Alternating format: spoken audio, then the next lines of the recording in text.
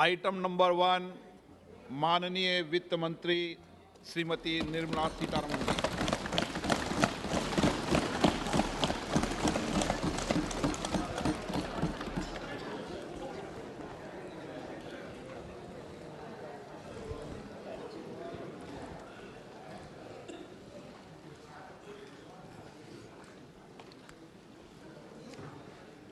Honorable Speaker, I present the budget for 2023-2024. This is the first budget in Amrit Kal. This budget hopes to build on the foundation laid in the previous budget and the blueprint drawn for India at 100. We envision a prosperous and inclusive India in which the fruits of development will reach all sections and citizens, especially our youth, women, farmers, OBCs, scheduled castes, and scheduled tribes. In the 75th year of our independence, the world has recognized the Indian economy as a bright star. Our current year's economic growth is estimated to be at 7%. It is notable that this is the highest among all the major economies. This is in spite of the massive slowdown globally caused by COVID-19 and the war.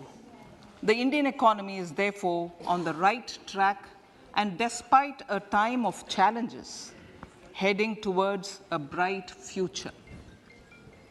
Today, as Indians stand with their head held high and the world appreciates India's achievements and successes, we are sure that elders who had fought for India's independence will, with joy, bless us in our endeavors going forward as well.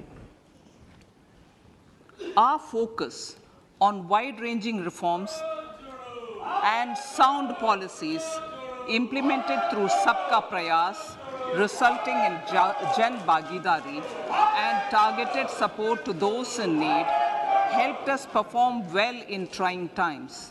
India's rising global profile is because of the several accomplishments.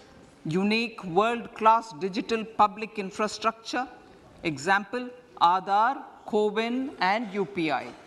COVID vaccination drive in unparalleled scale and speed, proactive role in frontier areas such as achieving the climate-related goals, Mission Life, and National Hydrogen Mission. During the COVID-19 pandemic, we ensured that no one goes to bed hungry with a scheme to supply free food grains to over 80 crore persons for 28 months.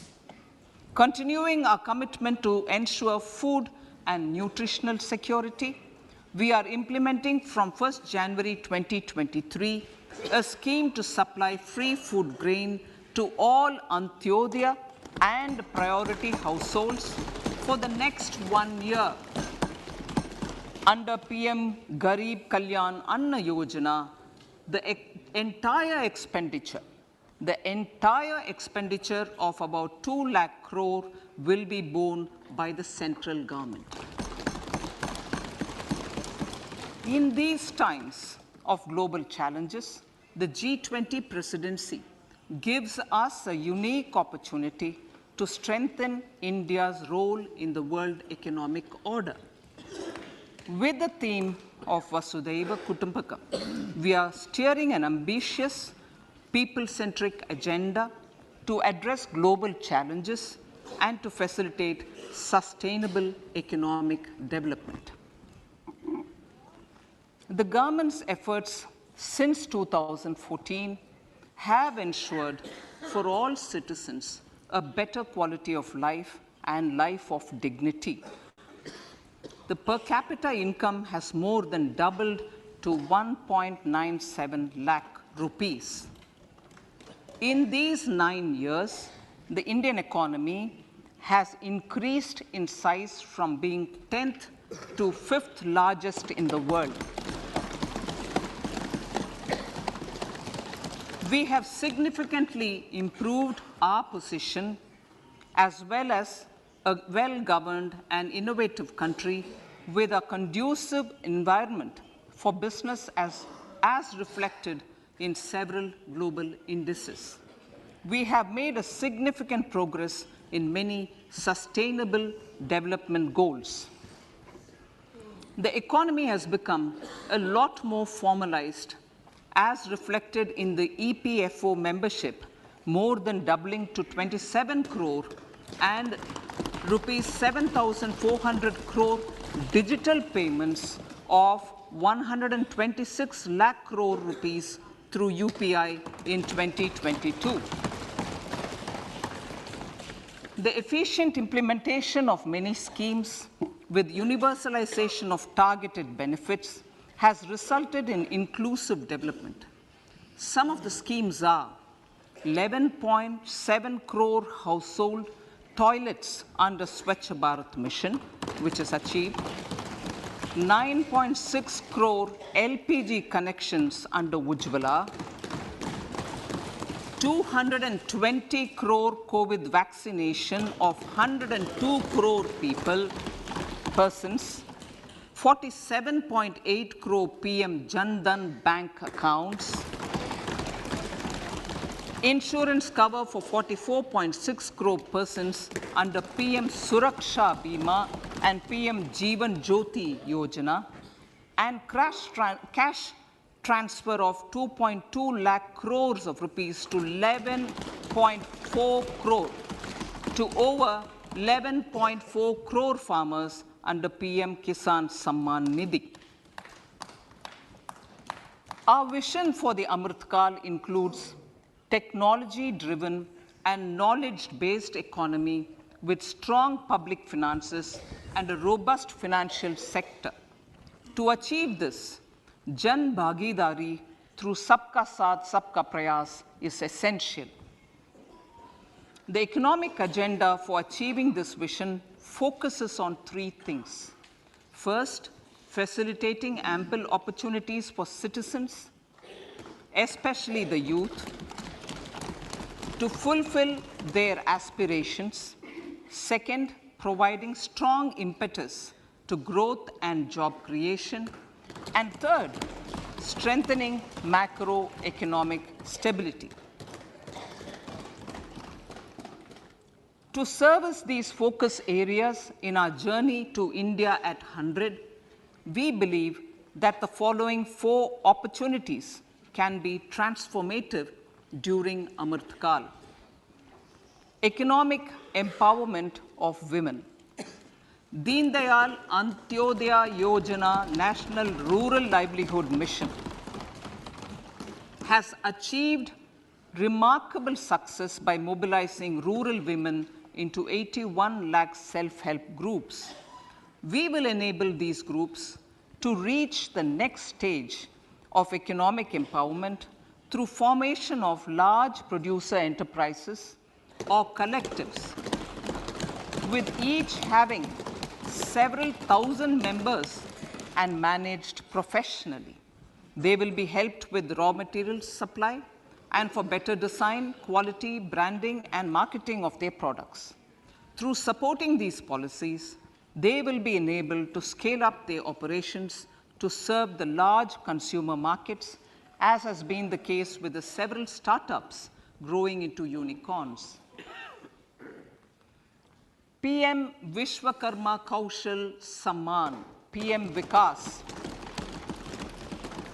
For centuries, traditional artisans and craftspeople who work with their hands using tools have brought renown for India. They're generally referred to as Vishwakarma. The art and the handicraft created by them represents the true spirit of Atmanirbhar Bharat. For the first time, a package of assistance for them has been conceptualized. The new scheme will enable them to improve the quality, scale, and reach of their products integrating them with the MSME value chain. The components of the scheme will include not only financial support, but also access to advanced skill training, knowledge of modern digital techniques, and efficient green technologies, brand promotion, linkage with local and global markets, digital payments, and social security. This will greatly benefit the scheduled castes, scheduled tribes, OBCs, women, and people belonging to the weaker sections. Tourism. The country offers immense attraction for domestic as well as foreign tourists. There is a large potential to be tapped in tourism. The sector holds huge opportunities for jobs and entrepreneurship for youth in particular. Promotion of tourism will be taken up on mission mode with active participation of states, convergence of government programs, and public-private partnerships. Green growth. We are implementing many programs for green fuel, green energy, green farming, green mobility, green buildings, and green equipment, and policies for efficient use of energy across various economic sectors. These green growth efforts help in reducing carbon intensity of the economy and provides for large-scale green job opportunities.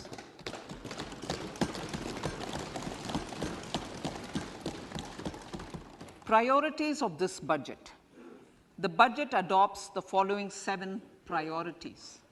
They complement each other and act as the Saptarishi guiding us through the Amritkal.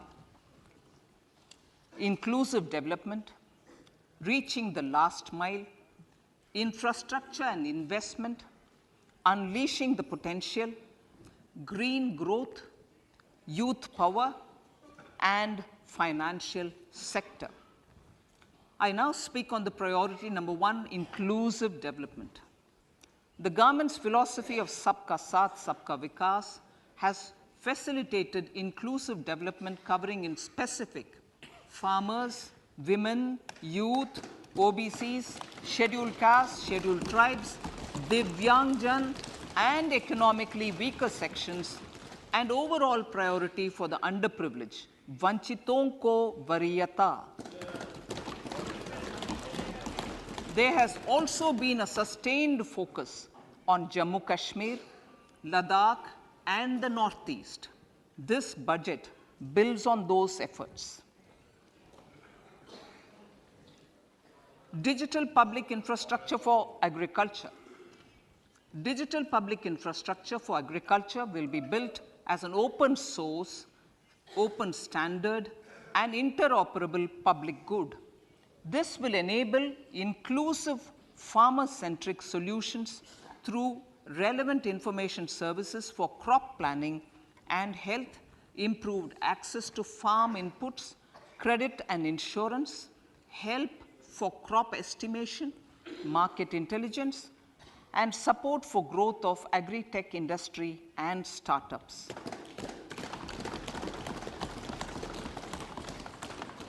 An agriculture accelerator fund. An agriculture accelerator fund will be set up to encourage agri-startups by young entrepreneurs in rural areas. The fund will aim at bringing innovative and affordable solutions for challenges faced by farmers. It will also bring in modern technologies to transform agricultural practices, increase productivity and profitability. To enhance the productivity of extra long staple cotton, we will adopt a cluster-based and value chain approach through public-private partnerships. This will mean collaboration between farmers, state, and industry for input supplies, extension services, and market linkages. We will launch an Atmanirbhar Clean Plant program to boost availability of disease-free, quality planting material for high-value horticultural crops at an outlay of 2,200 crores. Global hub for millets, millets which are Sri Anna. India is the forefront. India's at the forefront of popularizing millets, whose consumption furthers nutrition, food security, and welfare of farmers, said the Honorable Prime Minister. We are the largest producer and second largest exporter of Sri Anna in the world. We grow several types of Sri Anna, such as Sri Anna Jowar, Sri Anna Ragi, Sri Anna Bajra, Sri Anna Kutu, Ramdana, Kangni, Kutni, Kutki, Kodo, China, and Sama. These have a number of health benefits and have been an integral part of our food for centuries. I acknowledge with pride the huge service done by small farmers in contributing to the health of fellow citizens by growing these Sri Anna. Now, to make India a global hub for Sri Anna, the Indian Institute of Millet Research, ideally Indian Institute of the Sri Anna Research, Hyderabad, will be supported as the center of excellence for sharing best practices, research, and technologies at the international level. The agricultural credit target will be increased to 20 lakh crores with focus on animal husbandry, dairy, and fisheries. We will launch a new sub-scheme of PM Matsya Sampada Yojana, which is an existing scheme, but we launch a new sub-scheme with targeted investment of 6,000 crores to further enable activities of fishermen, fish vendors, and micro and small entrepreneurs, improve value chain efficiencies, and expand the market.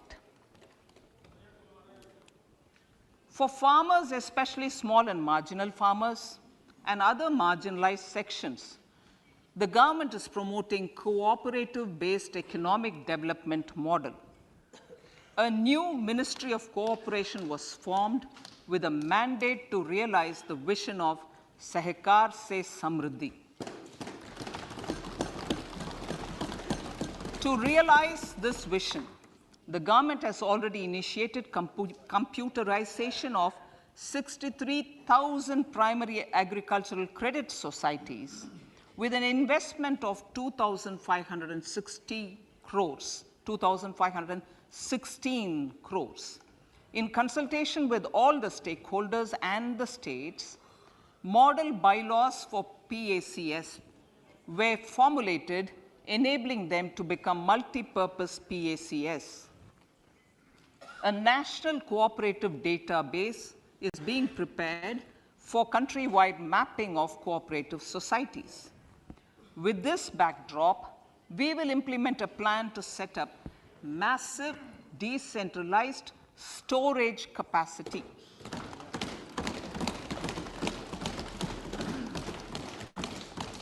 This will help farmers store their produce and realize remunerative prices through sale at appropriate times. The government will also facilitate setting up of a large number of multi-purpose cooperative societies, primary fishery societies, and dairy cooperative societies in uncovered panchayat and villages in the next 5 years.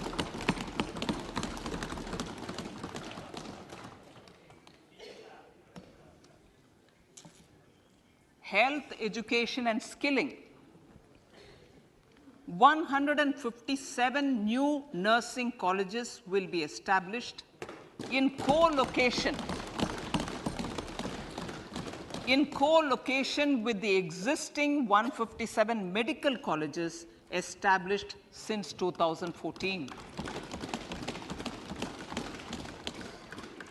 A mission to eliminate sickle cell anemia by 2047 will be launched. It will entail awareness creation, universal screening of 7 crore people in the age group of 0 to 40 years in affected tribal areas, and counseling through collaborative efforts of central ministries and state governments. Facilities in select ICMR labs, Indian Council for Medical Research Labs, will be made available for research by public and private medical college faculty and private sector R&D teams for encouraging collaborative research and innovation. A new program to promote research and innovation in pharmaceuticals will be taken up through centers of excellence. We shall also encourage industry to invest in research and development in specific priority areas. Dedicated multidisciplinary courses for medical devices will be supported in existing institutions to ensure availability of skilled manpower for futuristic medical technologies, high-end manufacturing, and research. Teachers' training. Teachers' training will be re-envisioned through innovative pedagogy, curriculum transaction, continuous professional development, dipstick surveys, and ICT implementation. The District Institute of Education and Training will be developed as vibrant institutes of excellence for this purpose.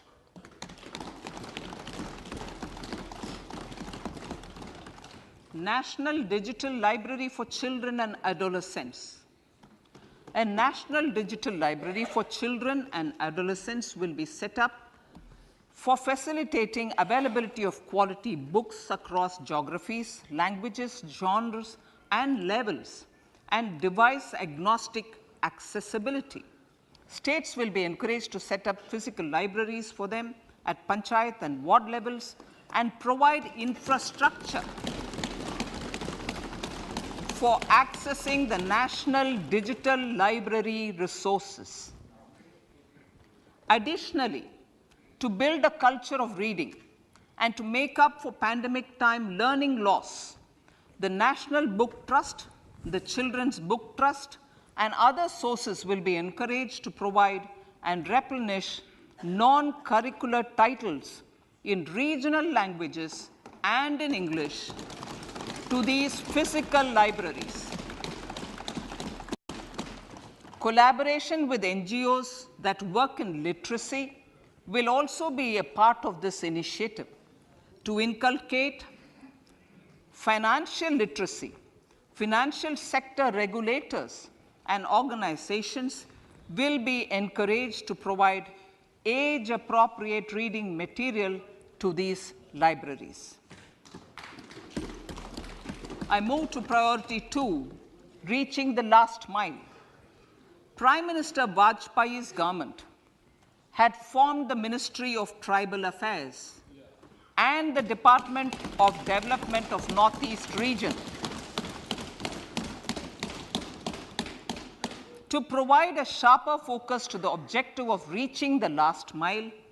Our government has formed the ministries of Ayush, Fisheries, Animal Husbandry and Dairying, Skill Development, Jal Shakti, and Cooperation.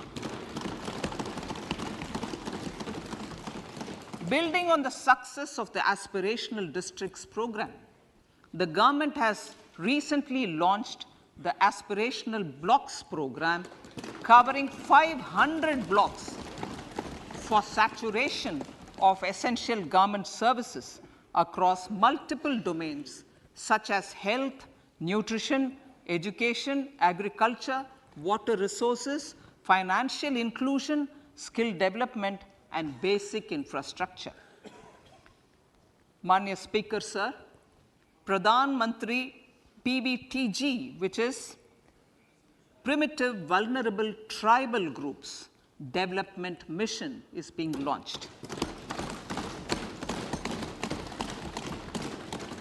To improve socio-economic conditions of the particularly vulnerable tribal groups, the PBTGs as we refer them to, Pradhan Mantri PBTG Development Mission will be launched. This will saturate PBTG families and habitations with basic facilities such as safe housing, clean drinking water and sanitation, improved access to education, health, nutrition, road and telecom connectivity, and sustainable livelihood opportunities. An amount of 15,000 crores will be made available to implement the mission in the next 3 years under the Development Action Plan for the Scheduled Tribes. Ekalavya Model Residential Schools. In the next 3 years, Center will recruit 38,800 teachers and support staff for the 740 Ekalavya Model Residential Schools, which is serving 3.5 lakh tribal students.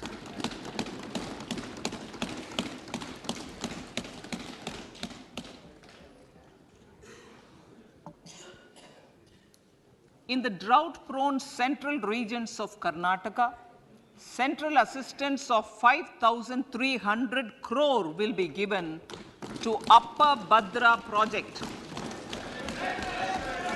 to provide sustainable micro irrigation and filling up of surface tanks for drinking water. PM Awas Yojana. The outlay for PM Awas Yojana is being enhanced by 66% to over 79,000 crores.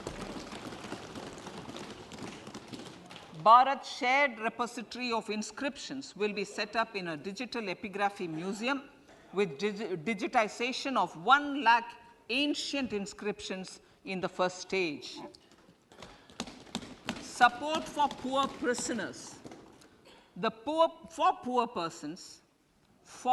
persons who are in prisons and unable to afford the penalty or the bail amount, required financial support will be provided. Priority number 3, infrastructure and investment.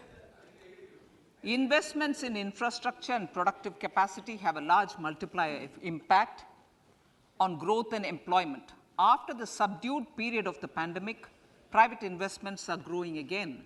The budget takes the lead once again to ramp up the virtuous cycle of investment and job creation. Honorable Speaker, sir, the capital investment outlay is being increased steeply for the 3rd year in a row by 33% to 10 lakh crores, which would be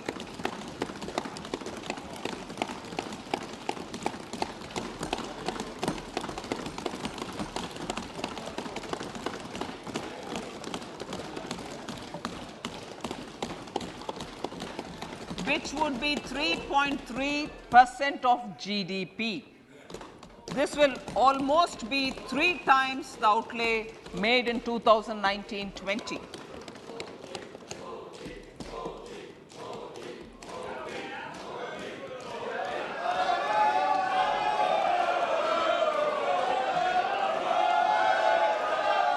This substantial increase in recent years is central to the government's efforts to enhance growth potential and job creation, crowd in private investments, and provide a cushion against global headwinds. The direct capital investment by the center is complemented by the provision made for creation of capital assets through grants and aids to state. The effective capital expenditure of the center is budgeted at 13.7 lakh crore rupees, which will be 4.5% of GDP. Support to state governments for capital investment. I have decided to continue the 50-year interest-free loan to state governments for 1 more year to spur investment in infrastructure and to incentivize them for complementary policy actions with a significantly enhanced outlay of 1.3 lakh crores. The newly established Infrastructure Finance Secretariat will assist all stakeholders for more private investment in infrastructure, including railways, roads, urban infrastructure, and power, which are predominantly depend on public resources. The harmonized master list of infrastructure will be reviewed by an expert committee for recommending the classification and financing framework suitable for Amrit Kal. A capital outlay, I'm talking about railways now, sir, Honorable Speaker, railways. A capital outlay of 2.40 lakh crores has been provided for the railways. This is the highest ever outlay this highest ever outlay is about 9 times the outlay made in 2013-14. 100 critical transport infrastructure projects for last and first mile connectivity for ports, coal, steel, fertilizer, and food grain sectors have been identified. They will be taken up on priority with investment of 75,000 crores, including 15,000 crore from private sources. 50 additional airports, heliports, water aerodromes, and advanced landing grounds will be revived for improving regional air connectivity.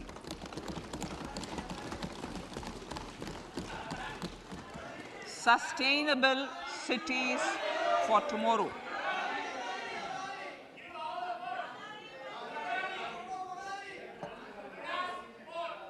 States and cities will be encouraged to undertake urban planning reforms and actions to transform our cities into sustainable cities of tomorrow.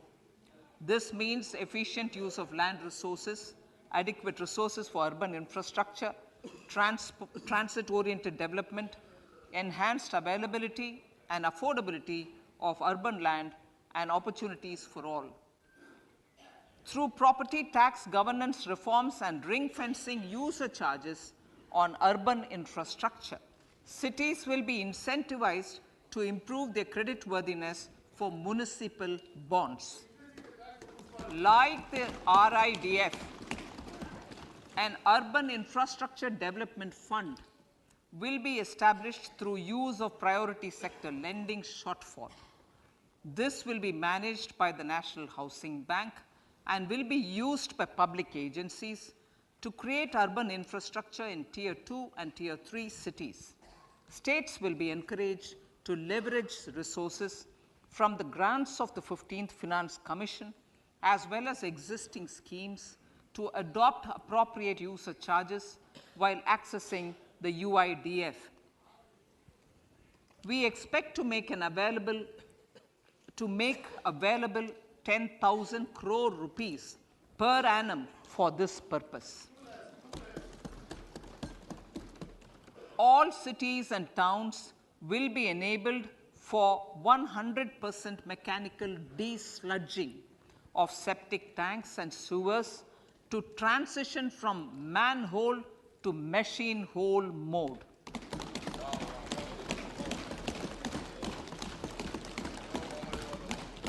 Enhanced focus will be provided for scientific management of dry and wet waste.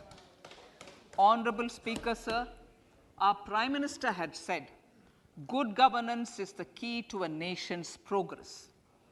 Our government is committed to providing a transparent and accountable administration which works for the betterment and welfare of common citizens. Mission Karma Yogi.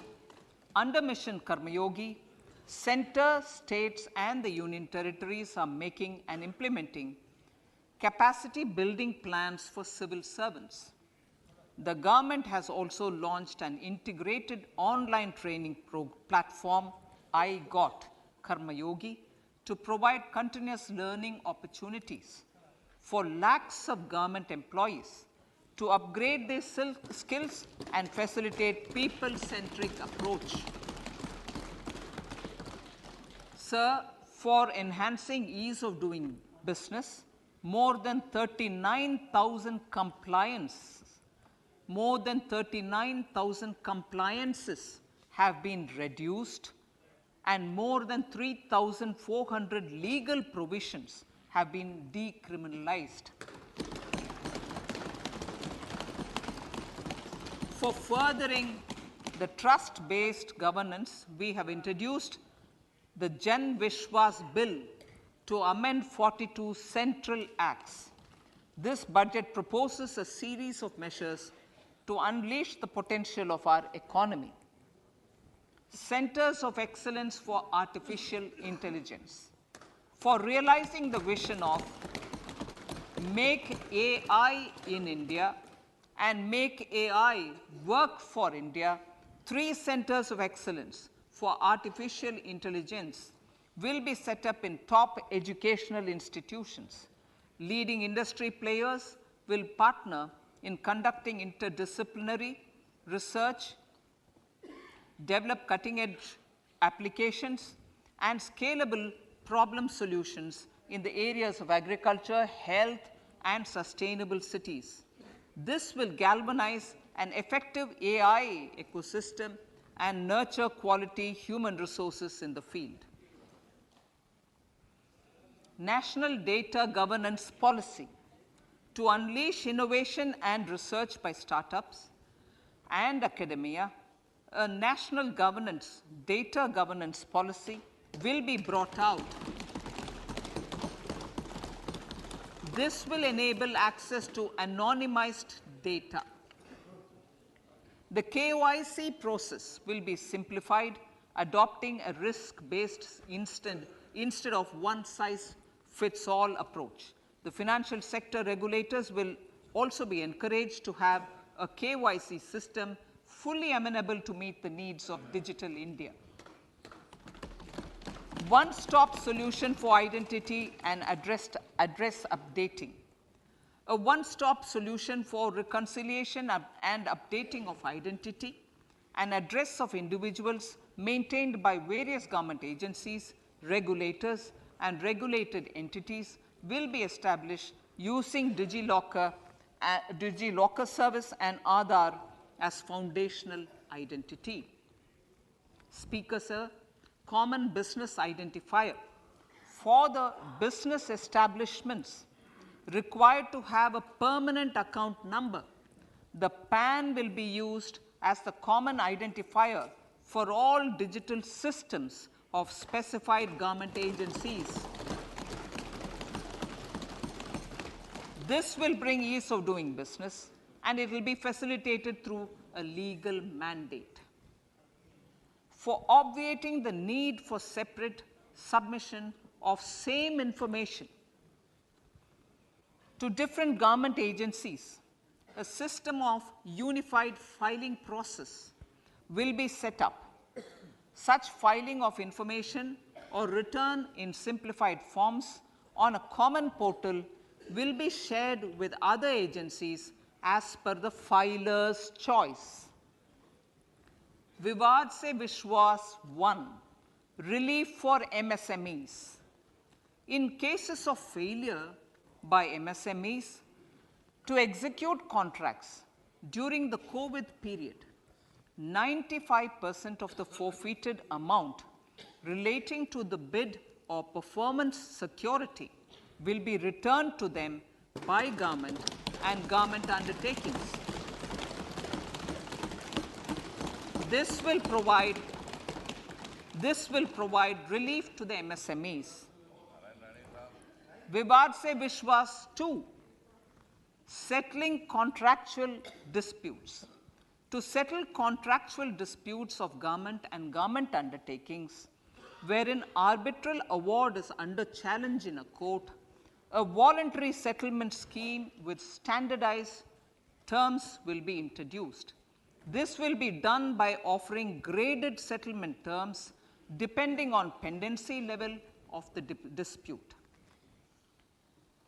The state support mission of Niti Aayog will be continued for 3 years for our collective efforts towards national priorities.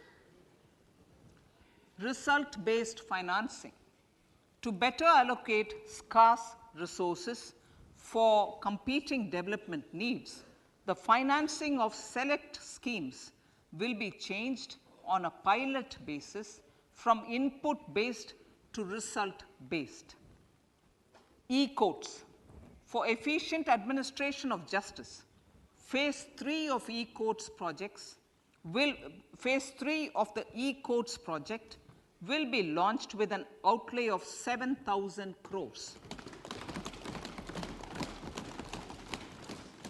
Fintech services in India have been facilitated by our digital public infrastructure, including Aadhaar, PM Jan Dhan Yojana, Video, KYC, India Stack, and UPI. To enable more fintech innovative services, the scope of documents available in DigiLocker for individuals will be expanded. An entity DigiLocker will be set up for the use by MSMEs, large businesses, and also charitable trusts. This will be towards storing and sharing documents online securely whenever needed with various authorities, regulators, banks, and other business entities. 5G services. 100 labs for developing applications using 5G services will be set up in engineering institutions.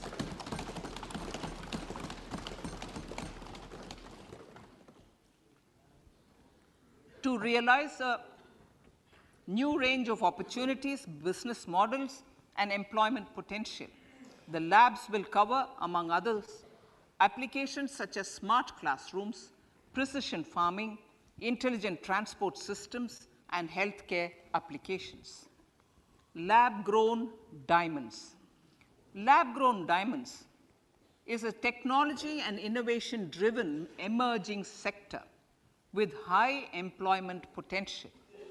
These environment-friendly diamonds, which have optically and chemically the same properties as natural diamonds.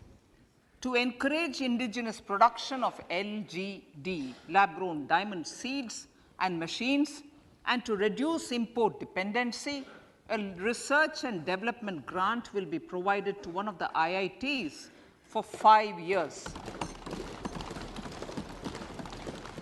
To reduce the cost of production, a proposal to review the custom duty on LGD seeds will be indicated in Part B of the speech.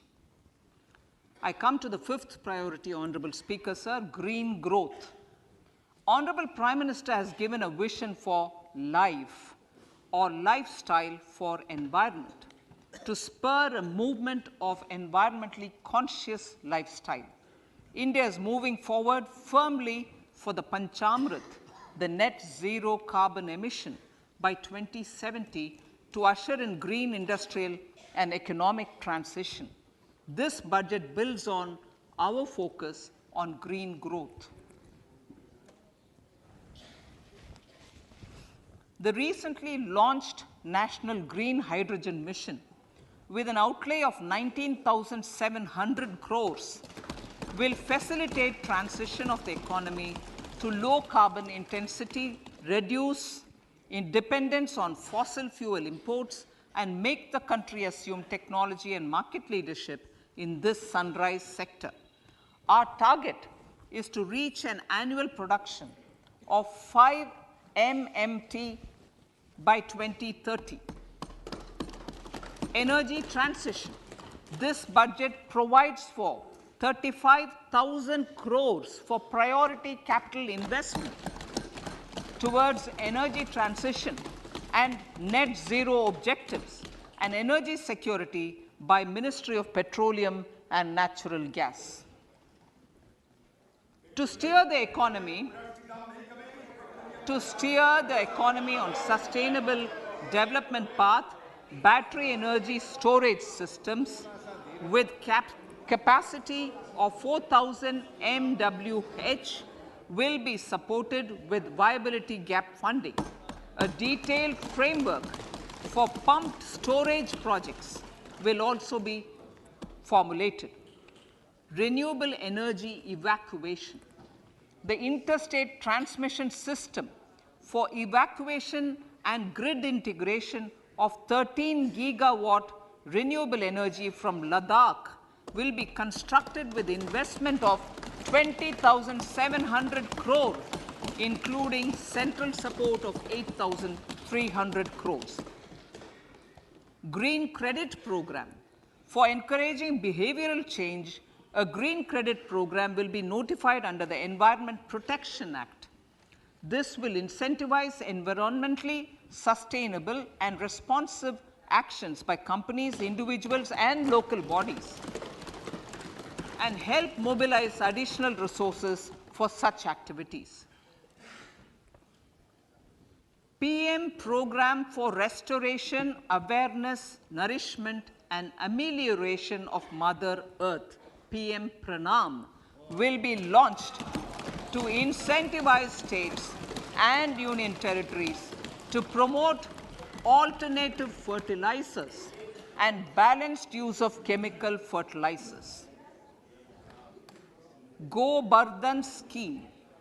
500 new waste to wealth plants under Go Bardhan, galvanizing organic bio-agro resources done. Go Bardhan scheme will be established for promoting circular economy.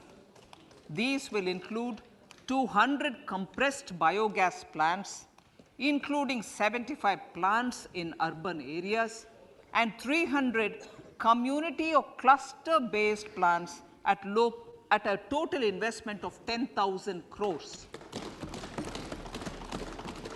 I will refer to this in Part B also. In due course, a 5% CBG mandate will be introduced for all organizations marketing natural and biogas. For collection of biomass and distribution of biomanure, appropriate fiscal support will also be provided. Bharatiya Prakritik Kheti Bio-Input Resource Centers. Over the next 3 years, we will facilitate 1 crore farmers to adopt natural farming. For this, Honorable Speaker, 10,000 bio-input resource centers will be set up, creating a national level distributed micro-fertilizer and pesticide manufacturing network. Mishti.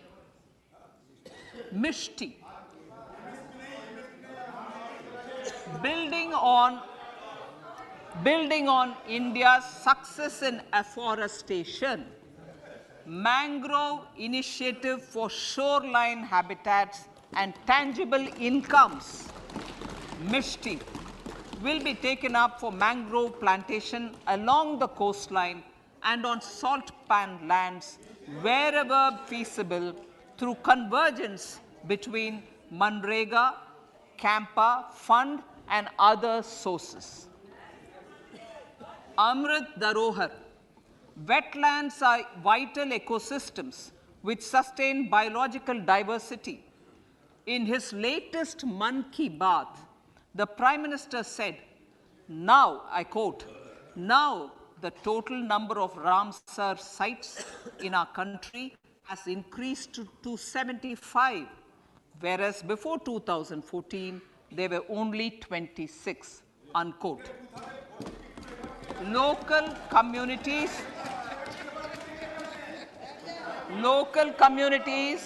have always been at the forefront of conservation efforts. The government will promote their unique conservation values through Amrit Dharohar, a scheme that will be implemented over the next 3 years to encourage optimal use of wetlands and enhance biodiversity, carbon stock, ecotourism opportunities, and income generation for local communities. Coastal shipping. Coastal shipping will be promoted as the energy efficient and lower cost mode of transport, both for passengers and freight, through PPP mode with viability gap funding. Vehicle replacement. Vehicle replacement is an important continuing policy, replacing the old political, I know, replacing, absolutely, thank you. Replacing old polluting vehicles. May be applicable, right? Replacing old polluting vehicles is an important part of greening our economy. In furtherance of the vehicle scrapping policy mentioned in Budget 21-22, I have allocated adequate funds to scrap old vehicles of the central government. States will also be supported in replacing old vehicles and old state ambulances. Honorable Speaker, sir, I move to priority 6, youth power. To empower our youth and help the Amrit PD realize their dreams, we have formulated the National Education Policy, which is very wide in its scope, but one of the things is also to focus on skilling, adopted economic policies that facilitate job creation at scale and have supported business opportunities. Pradhan Mantri Kaushal Vikas Yojana. Pradhan Mantri Kaushal Vikas Yojana 4.0 will be launched to skill lakhs of youth within the next 3 years. On-job training, industry partnership, and alignment of courses with needs of industry will be emphasized. The scheme will also cover new age courses for Industry 4.0 like coding, AI, robotics, mechatronics, IoT, 3D printing, drones, and other soft skills.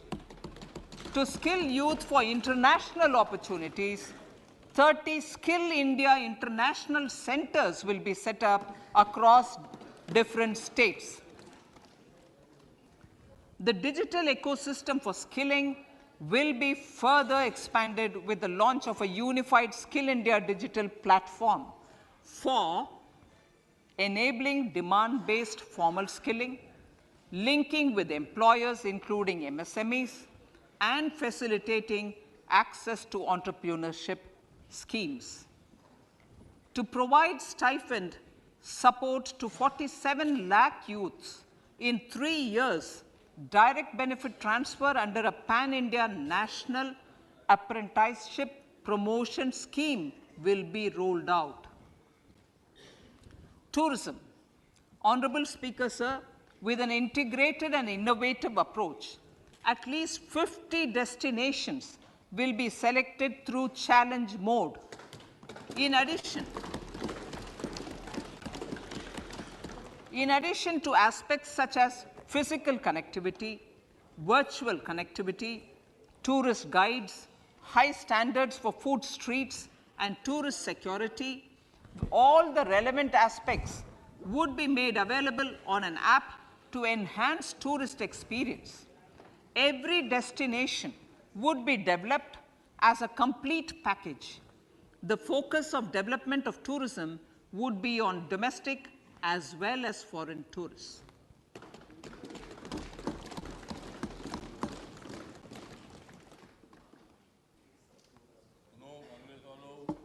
Sector-specific skilling and entrepreneurship development will be dovetailed to achieve the objectives of Dekho Apna Desh initiative. This was launched as an appeal by the Honorable Prime Minister to the middle class to prefer domestic tourism over international tourism. The integrated development of theme-based tourist circuits, the Swadesh Darshan scheme, was also launched. Under the Vibrant Villages program, tourism infrastructure and amenities will be facilitated in border villages. Unity Mall.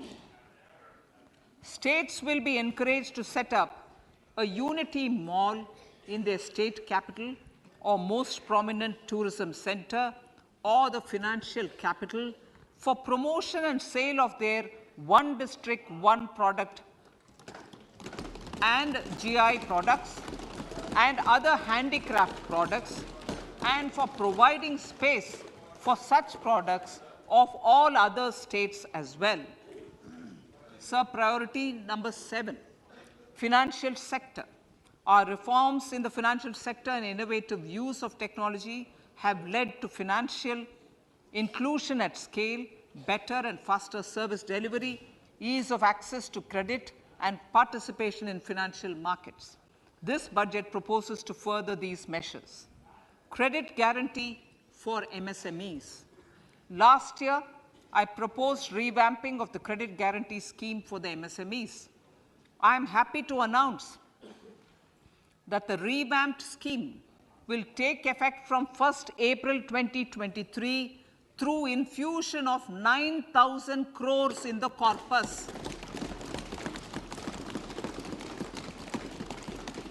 This will enable additional collateral-free guaranteed credit of 2 lakh crores of rupees. Further, the cost of credit will be reduced by about 1%. A National Financial Information Registry will be set up to serve as the central repository of financial and ancillary information. This will facilitate efficient flow of credit, promote financial inclusion, and foster financial stability.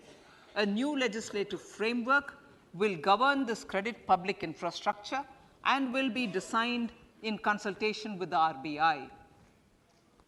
To meet the needs of Amrit Kal and to facilitate optimum regulation in the financial sector, public consultation, as necessary and feasible, will be brought to the process of regulation making and issuing subsidiary directions. To simplify, to ease, and to reduce cost of compliance, financial sector regulators will be requested to carry out a comprehensive review of existing regulations. For this, they will consider suggestions from public and regulated entities. Time limits to decide the application under various regulations will also be laid down. Honorable Speaker, sir, to enhance business activities in GIFT IFSC, the following measures will be taken. Delegating powers under the SEZ Act to the IFSCA to avoid dual regulation. Setting up a single window IT system for registration and approval of IFSCA, SEZ authorities, GSTN, RBI, SEBI, and IRDAI. Permitting acquisition financing by IFSC banking units of foreign banks. Establishing a subsidiary of Exim Bank for trade refinancing. Amending IFSCA Act for statutory provisions for arbitration, ancillary services, and avoiding dual regulation under the SEZ Act, and recognizing offshore derivative instruments as valid contracts. Honorable Speaker, sir, data embassy. For countries looking for digital continuity solutions, we will facilitate setting up of their data embassies in GIFT IFSC.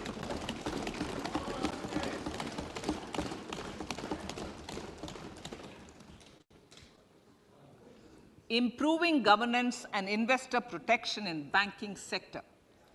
To improve bank governance and enhance investors' protection, certain amendments to the Banking Regulation Act, the Banking Companies Act, and the Reserve Bank of India Act are being proposed. Capacity building in securities market. Honorable Speaker, sir, to build capacity of functionaries professionals in the security market, SEBI will be empowered to develop, regulate, maintain, and enforce norms and standards for education in the National Institute of Securities Markets and to recognize award of degrees, diplomas, and certificates. A central processing center will be set up for faster response to companies through centralized handling of various forms filed with field officers under the Companies Act. Reclaiming of shares and dividends. For investors to reclaim unclaimed shares and unpaid dividends from the Investor Education and Protection Fund Authority with ease, from the Investor Education and Protection Fund Authority with ease, an integrated IT portal will be established. Digital payments continue to find wide acceptance. In 2022, they show an increase of 76% in transaction and 91% in value. Fiscal support for this digital public infrastructure will continue in 2023-2024. Azadi Ka Amrit Mahotsav, Mahila Samman Bachat Patra. For commemorating Azadi Ka Amrit Mahotsav, a one-time new small savings scheme, Mahila Samman Savings Patra or Savings Certificate, Mahila Samman Savings Certificate will be made available for a 2-year period up to March 2025. This will offer deposit facility up to 2 lakh in the name of a woman or girls for a tenure of 2 years at fixed interest rate of 7.5% with partial withdrawal option. Senior citizens. The maximum deposit limit for senior citizens savings scheme will be enhanced from 15 lakh to 30 lakhs of rupees. The maximum deposit limit for monthly income account scheme will be enhanced from 4.5 lakh to 9 lakh for single account and from 9 lakh to 15 lakh for joint account. Honorable Speaker, sir, fiscal management. 50 years interest-free loan to states. The entire 50-year loan to states has to be spent on capital expenditure within 2023-24. Most of this will be at the discretion of the states, but a part will be conditional on states increasing their actual capital expenditure. Parts of the outlay will also be linked to or allocated for the following purposes: scrapping old government vehicles, urban planning reforms and actions, financing reforms in urban local bodies to make them credit-worthy for municipal bonds, housing for police personnel above or as part of the police station, constructing unity malls, children and adolescent libraries and digital infrastructure, and state share of capital expenditure of central schemes. Honorable Speaker, sir, fiscal deficit of states. States will be allowed a fiscal deficit of 3.5% of GSDP, of which 0.5% will be tied to power sector reforms. Revised estimates 2022 to 2023. The revised estimate, Honorable Speaker, sir, of the total receipts other than borrowing is 24.3 lakh crores, of which the net tax receipts are 20.9 lakh crores. The revised estimate of the total expenditure is 41.9 lakh crores of rupees, of which the capital expenditure is about 7.3 lakh crores. The revised estimate of the fiscal deficit is 6.4% of GDP, adhering to the budget estimate. So budget estimates of 2023-24. Coming to 2023-24, the total receipts other than borrowings and the total expenditure are estimated at 27.2 lakh crores and 45 lakh crores respectively. The net tax receipts are estimated at 23.3 lakh crores. The fiscal deficit is estimated to be 5.9% of the GDP. In my budget speech for 21-22, I had announced that we plan to continue the path of fiscal consolidation, reaching a fiscal deficit of below 4.5% by 2025-26, with a fairly steady decline over the period. We have adhered to this path, and I reiterate my intention to bring the fiscal deficit below 4.5% of GDP by 2025-26. To finance the fiscal deficit in 2023-24, the net market borrowings from dated securities are estimated at 11.8 lakh crores. The balance financing is expected to come from small savings and other sources. The gross market borrowings are estimated at 15.43 lakh crores of rupees. Honorable Speaker, sir, I now move to Part B.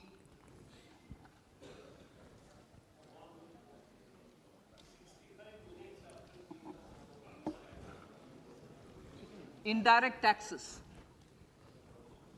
My indirect tax proposals will aim to promote exports, boost domestic manufacturing, enhance domestic value addition, encourage green energy and mobility.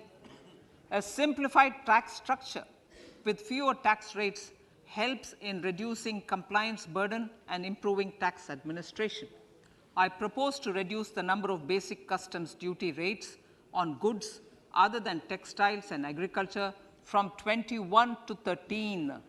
As a result, there are minor changes in the basic custom duties, cesses and surcharges on some items including toys, bicycle, automobiles and naphtha. Green mobility. To avoid cascading of taxes on blended compressed natural gas, I propose to exempt excise duty on GST paid compressed biogas contained in it. To further provide impetus to green mobility, customs duty exemptions is being extended to import of capital goods and machinery required for manufacture of lithium-ion cells for batteries used in electrical vehicles as well. Electronics. As a result of various initiatives of the government, including phased manufacturing program, mobile phone production in India has increased from 5.8 crore units valued at about 18,900 crore in 2014-15 to 31 crore units valued at 2,75,000 crore in the last financial year. To further deepen domestic value addition in manufacturing of mobile phones, I propose to provide relief to customs duty. I propose to provide relief in customs duty on import of certain parts and inputs like camera lens and continue the concessional duty on lithium-ion cells for batteries for another year. Similarly, to promote value addition in manufacture of televisions, I propose to reduce the basic customs duty on parts of open cells of TV panels to 2.5%. Electrical. To rectify inversion of duty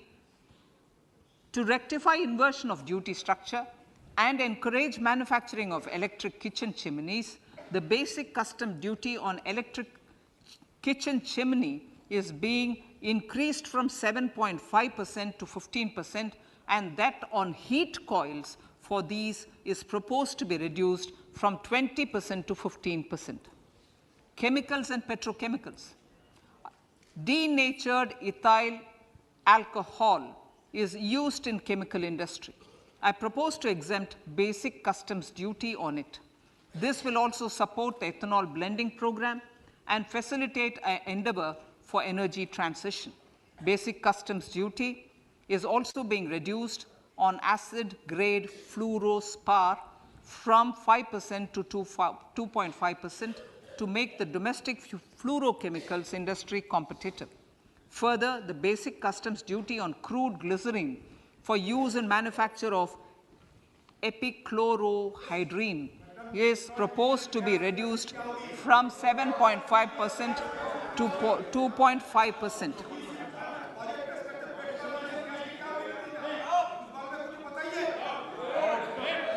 Marine products. In the last financial year, marine products recorded the highest export growth, benefiting farmers in the coastal states of the country. To further enhance the export competitiveness of marine products, particularly shrimps, duty is being reduced on key inputs for domestic manufacture of shrimp feed. India is a global leader, as I said in Part A, in cutting and polishing of natural diamonds, contributing about 3/4 of the global turnover by value. With the depletion of deposits of natural diamonds, the industry is moving towards lab-grown diamonds, and it holds huge promise. To seize this opportunity, I propose to reduce the basic customs duty on seeds used in their manufacture. Customs duties on doré and bars of gold and platinum were increased earlier this fiscal. I propose to increase the duties on articles made therefrom to enhance the duty differential. I also propose to increase the import duty on silver doors, bars, and articles to align them with that on gold and platinum.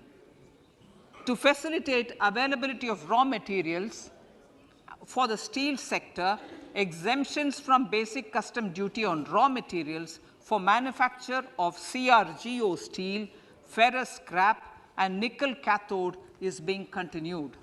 Similarly, the concessional BCD of 2.5% on copper scrap is also being continued to ensure the availability of raw materials for secondary copper producers who are mainly in the MSME sectors.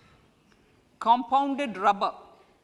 The basic custom duty rate on compounded rubber is being increased from 10% to 25% or 30 kg, whichever is lower, at par with that of natural rubber other than latex, to curb circumvention of duty.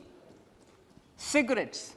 National calamity contingent duty on specified cigarettes was last revised 3 years ago. This is proposed to be revised upwards by about 16%. Direct taxes. I now come to my direct tax proposals. Honorable Speaker, these proposals aim to maintain continuity and stability of taxation, further simplify and rationalize various provisions to reduce the compliance burden, promote the entrepreneurial spirit, and provide tax relief to citizens. It has been constant endeavor of the Income Tax Department to improve taxpayers' services by making compliance easy and smooth. Our taxpayers portal received a maximum of 72 lakh returns in a day, processed more than 6.5 crore returns this year. Average processing period reduced from 93 days in financial year 13-14 to 16 days only now. And 45% of the returns were processed within 24 hours. We intend to further improve this, roll out the next generation common IT return form for taxpayer convenience, and also plan to strengthen the grievance redressal mechanism. MSMEs and professionals. MSMEs are growth engines of our economy. Micro enterprises with turnover up to 2 crore of rupees and certain professionals with turnover of up to 50 lakh rupees can avail the benefit of presumptive taxation. I propose to provide enhanced limits of 3 crore and 75 lakh respectively to the taxpayers whose cash receipts are no more than 5%. Whose cash receipts are no more than 5%. Moreover, to support MSMEs in timely receipt of payments, I propose to allow deduction for expenditure incurred on payments made to them only when payment is actually made. Cooperation. Cooperation is a value to be cherished. In realizing our Prime Minister's goal for Sehkar Se Samriddhi and his resolve to connect the spirit of cooperation with the spirit of Amrit Kal, in addition to the measures proposed in Part A, I have a slew of proposals for the cooperation sector. First, new cooperatives that commence manufacturing activities till 2024, 31st March, shall get the benefit of a lower tax rate of 15%, as is presently available to new manufacturing companies. Secondly, I propose to provide an opportunity to sugar cooperatives to claim payments made to sugarcane farmers for the period prior to the assessment year 2016-17 as expenditure. This is expected to provide them a relief of almost 10,000 crores.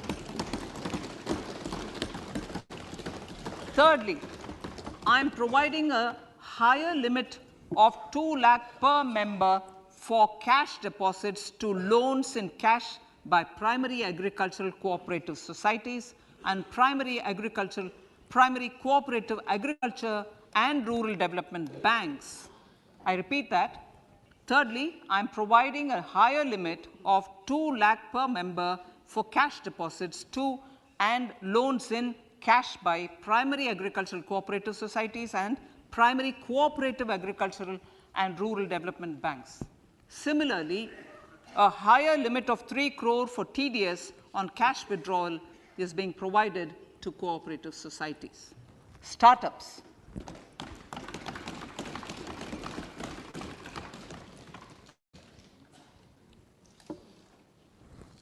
Entrepreneurship is vital for a country's economic development. We have taken a number of measures for startups and they have borne results. India is now the third largest ecosystem for startups globally and ranks second in innovation quality among middle-income countries. I propose to extend the date of incorporation for income tax benefits to startups from 31/3/2023 to 31/3/2024. I further propose to provide the benefit of carry forward of losses on change of shareholding of startups from 7 years of incorporation to 10 years.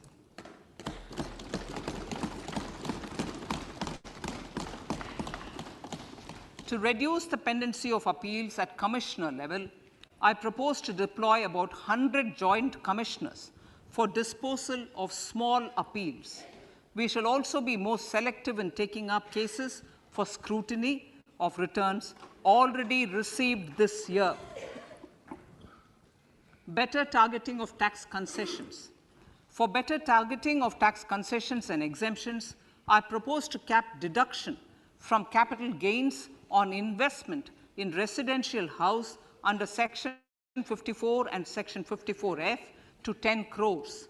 Another proposal with similar intent is to limit income tax exemption from proceeds of insurance policies with very high value. Rationalization. Honorable Speaker, sir, there are a number of proposals relating to rationalization and simplification. Income of authorities, boards, and commissions set up by statutes of union or state for the purpose of housing, development of cities, towns, and villages, and regulating and developing an activity or matter is proposed to be exempted from income tax. Other major measures in this direction are removing the minimum threshold of 10,000 for TDS and clarifying taxability relating to online gaming, not treating conversion of gold into electronic gold receipts and vice versa as capital gains, reducing the TDS rate from 30% to 20% on taxable portion of EPF withdrawals in non-PAN cases, and taxation on income for market-linked debentures. Other major proposals in the finance bill relate to the following: extension of period of tax benefits to funds relocating to IFSC, GIFT City till 31/3/2025, decriminalization under Section 276A of the Income Tax Act, allowing carry forward of losses on strategic disinvestment, including that of IDBI Bank, and providing EEE status to Agniveer Fund. Personal income tax.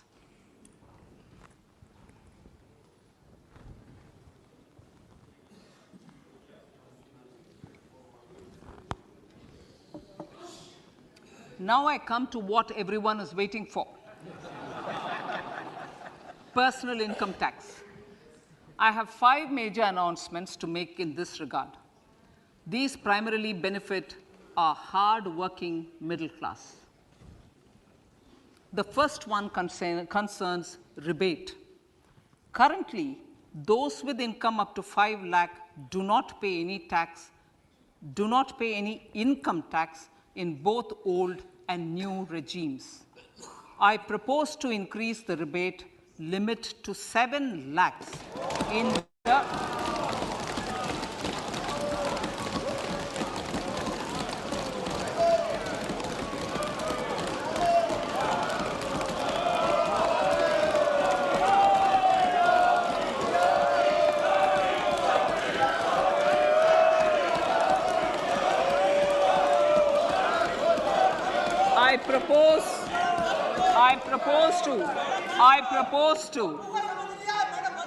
I propose to increase the rebate limit to 7 lakh in the new tax regime.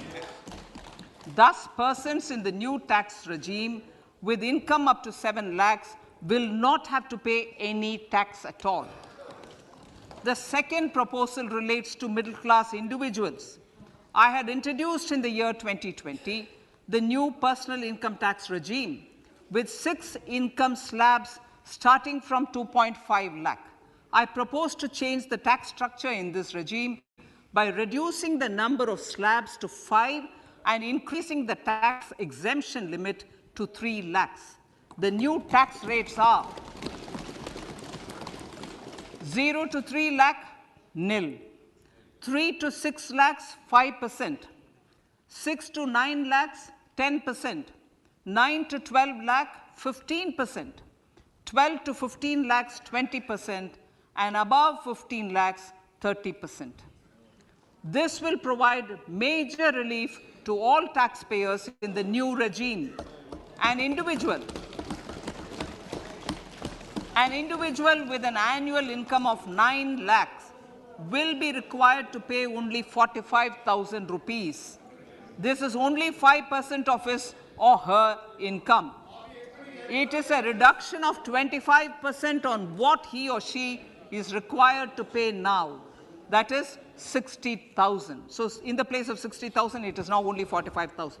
Similarly, an individual with an income of 15 lakh rupees would be required to pay only 1.5 lakh or 10% of his income or her income, a reduction of 20% from the existing liability of 1,87,500 rupees.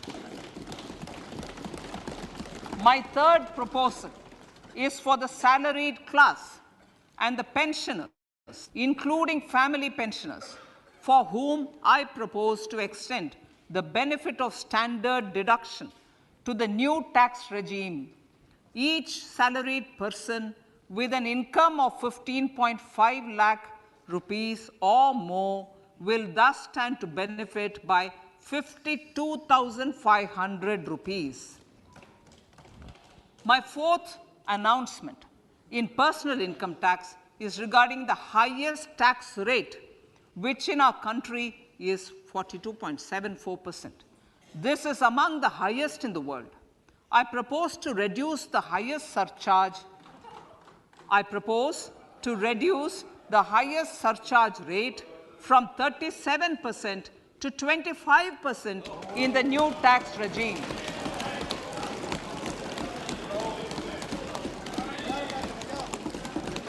This would result in reduction of the maximum rate. This would result in the reduction of the maximum tax rate to 39%.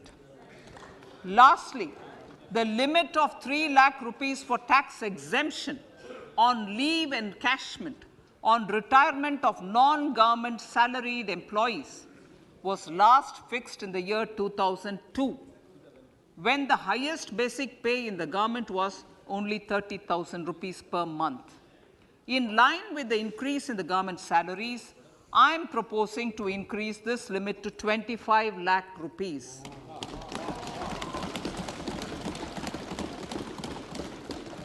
We are also making the new income tax regime as the default tax regime. However, citizens will continue to have the option to avail the benefit of the old tax regime. Apart from these, I am also making some other changes as given in the annexure. As a result of these proposals, revenue of about 38,000 crore to 37,000 crore in direct taxes and rupees 1,000 crore in indirect taxes will be foregone, while revenue of about 3,000 crore will be additionally mobilized. Thus, the total revenue foregone is about 35,000 crores annually. Honorable Speaker, sir, with these words, I commend the budget to this August House.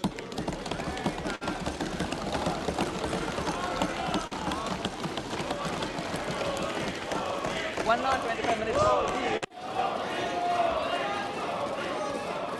Item number 1 माननीय item number 2 Shrimati Nirmala Sitharaman ji. Sir, with your permission, I lay on the table of the following statements. Under Section 3(1) of the Fiscal Responsibility Budget Management Act 2003, 1. Medium-term fiscal policy cum fiscal policy strategy statement and macroeconomic framework statement. माननीय सदस्यगण, जैसा कि आपको समाचार भाग 2 के माध्यम से पहले ही सूचित किया जा चुका है कि माननीय वित्त मंत्री जी के बजट भाषण की प्रतियां हार्ड कॉपी के रूप में उपलब्ध कराई गई है. आप बजट भाषण की अपनी अपनी प्रति प्रकाशन पलक से ले लें. आपको ये भी सूचित किया जाता है कि माननीय मंत्री द्वारा बजट प्रस्तुत किए जाने के पश्चात उसकी प्रतियां आपको मेंबर्स पोर्टल के माध्यम से उपलब्ध करा दी जाएगी. आइटम नंबर 3 माननीय मंत्री जी, वित्त मंत्री जी. Sir, with your permission, I rise to move for leave to introduce the Finance Bill 2023. प्रश्न ये है कि विधेयक को पुनर्स्थापित करने की अनुमति प्रदान की जाए. जो सदस्य इसके पक्ष में हाँ कहें, जो सदस्य विरोध में ना कहें. मेरे विचार में निर्णय हाँ वालों के पक्ष में. माननीय मंत्री जी विधेयक को पुनर्स्थापित करें. Sir, I introduce the bill. सभा की कार्रवाई कल गुरुवार दिनांक 2 फरवरी 2023 को प्राप्त 11 बजे तक के लिए स्थगित की जाती है.